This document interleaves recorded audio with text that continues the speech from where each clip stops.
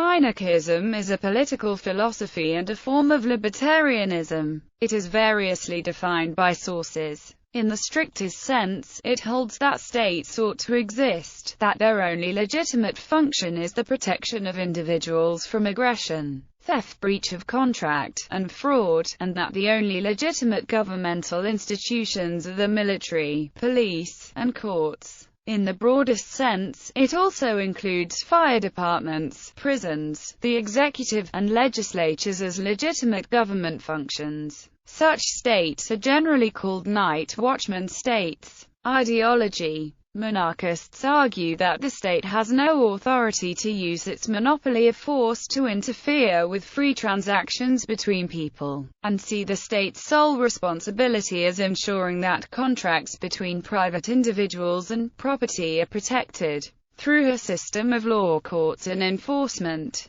Minarchists generally believe a laissez-faire approach to the economy will most likely lead to economic prosperity. Some minarchists argue that a state is inevitable. Another common justification is that private defense and court firms would tend to show bias, unevenly representing the interests of paying clients. Robert Nozick in Anarchy, State, and Utopia argued that a night watchman state provides a framework that allows for any political system that respects fundamental individual rights. Ayn Rand is notable for her opposition to taxation, while also holding that the elimination of taxation in a society should occur gradually. Criticisms. Anarcho-capitalists generally argue that government violates the non-aggression principle by its nature because governments use force against those who have not stolen private property, vandalized private property, assaulted anyone, or committed fraud.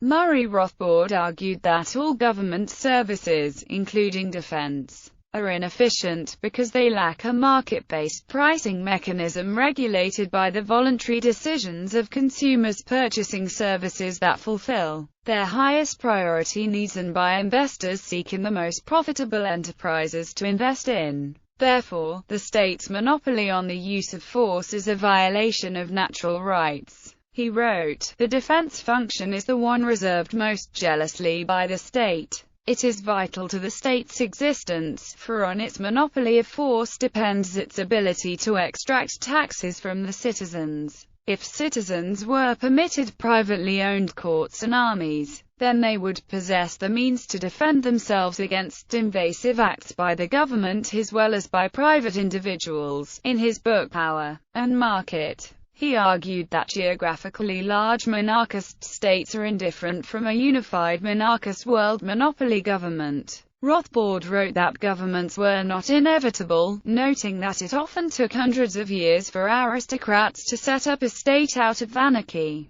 He also argued that if a minimal state allows individuals to freely secede from the current jurisdiction to join a competing jurisdiction, then it does not by definition constitute a state. Linda and Morris Tanhill have argued that no coercive monopoly of force can arise on a free market and that of government citizenry cannot desert them in favor of a competent protection and defense agency.